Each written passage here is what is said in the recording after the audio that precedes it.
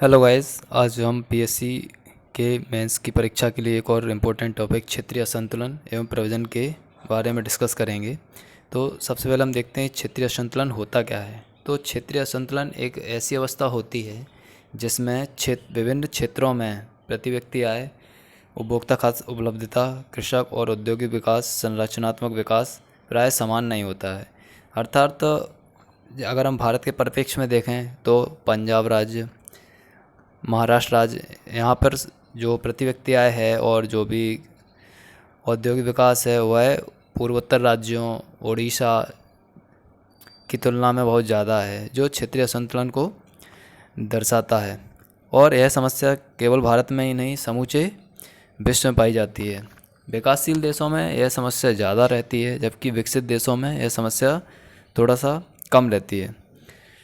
अभी हम देखें कि भारत में क्षेत्रीय संतुलन प्रारंभ कहाँ से हुआ। तो भारत में क्षेत्रीय संतुलन जो प्रारंभ हुआ था वो ब्रिटिश काल से ही प्रारंभ हो गया था, क्योंकि जो भी ब्रिटिश शासक या फिर ब्रिटिश अधिकारी थे, उन्होंने जो भी औद्योगिक विकास किया उसके लिए उन्होंने उन स्थानों को चुना जो उस विकास के लिए, उस कार्य के लिए फेवरेबल थे, मतलब उसके लिए वहाँ पर पर्याप्त संसाधन, श्रम शक्ति उपलब्ध थी।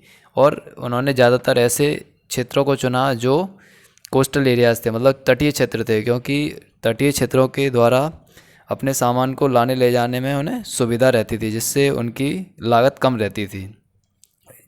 उन्होंने जैसे तटीय क्षेत्रों में, जैसे उन्होंने कोलकाता और महाराष्ट्र में मुंबई और चेन्नई जैसे क्षेत्रों में अपनी गतिविधियों को अंजाम दिया।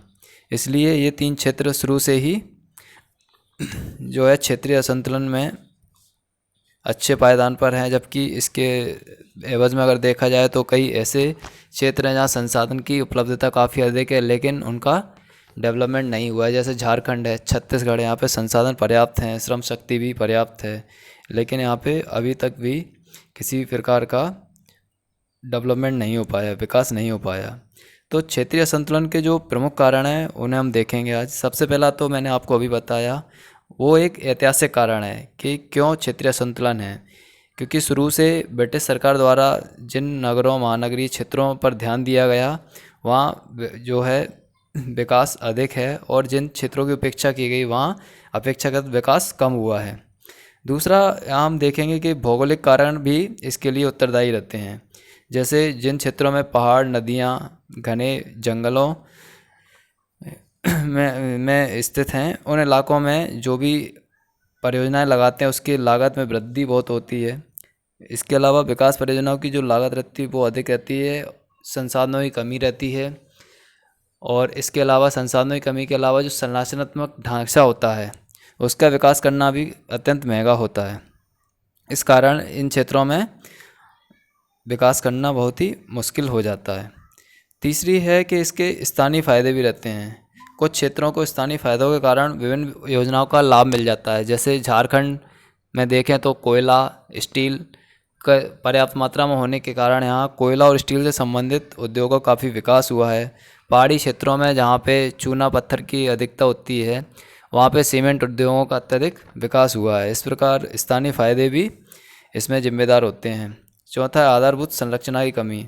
जो मैंने अभी आपको बताया था कि आधारभूत संरचना की कमी होने के कारण यहाँ पर क्षेत्रीय विकास नहीं हो पाता है। जैसे अगर वहाँ पे सड़कों की कमी है, बिजली आपूर्ति पर्याप्त नहीं है, तो उन क्षेत्रों में उद्योग आकर्षित नहीं होते हैं। पांचवा है योजना तंत्र की विफलता। मीन्स जो भी योजनाएं बनती हैं वो पूरी तरह से सफल नहीं हो पाती हैं, ये भी इसका एक कारण है। छठवा है कुछ क्षेत्रों में हरित क्रांति के प्रभाव का सीमांतीकरण। हरित क्रांति का जो भी प्रभाव पड़ा है वो मुख्यतः पश्चिमोत्तर राज्यों, पंजाब, हरियाणा, पश्चिमी दिल्ली, पश्चिमी उत्तर प्रदेश में रहा है। इसके अलावा भारत के अधिकांश क्षेत्र हरित क्रांति के प्रभाव से वंचित रहे हैं। सातवां, पिछड़े राज्यों में सहायक उद्योगों की वृद्धि का अभाव।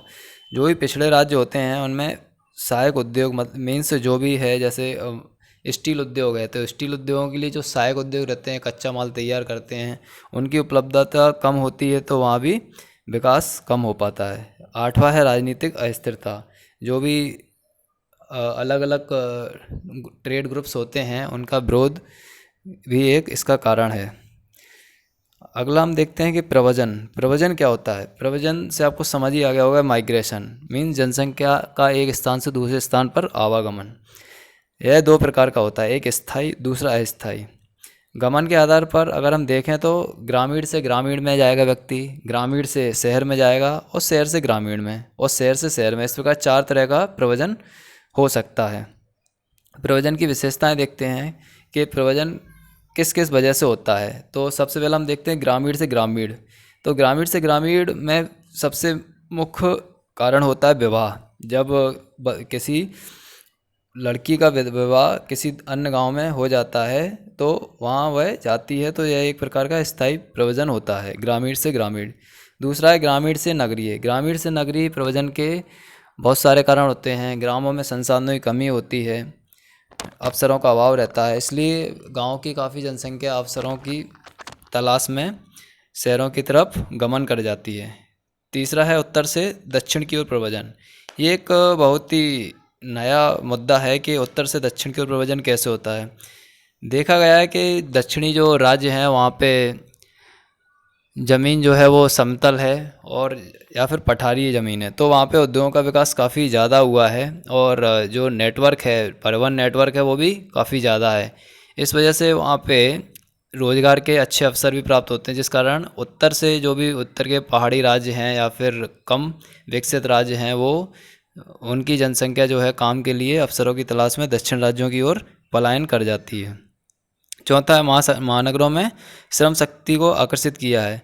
महानगरों ने श्रम शक्ति को आकर्षित कैसे किया है? उसका सबसे बड़ा कारण यही है, आजकल सर्विस सेक्टर काफ़ी ज़्यादा अपना ग्रोथ कर रहा है, जिस कारण इस सेक्टर को श्रम शक्ति की आवश्यकता होती है और महानगरों में श्रम शक्ति की कमी होने से छोटे शहरों से लोग श्रम शक्ति के रूप में महानगरों में पहुंचते हैं। पांचवा हम देखेंगे कि रोजगार और शिक्षा राज्यों और जिलों के बीच प्रव्रजन का प्रमुख कारण है।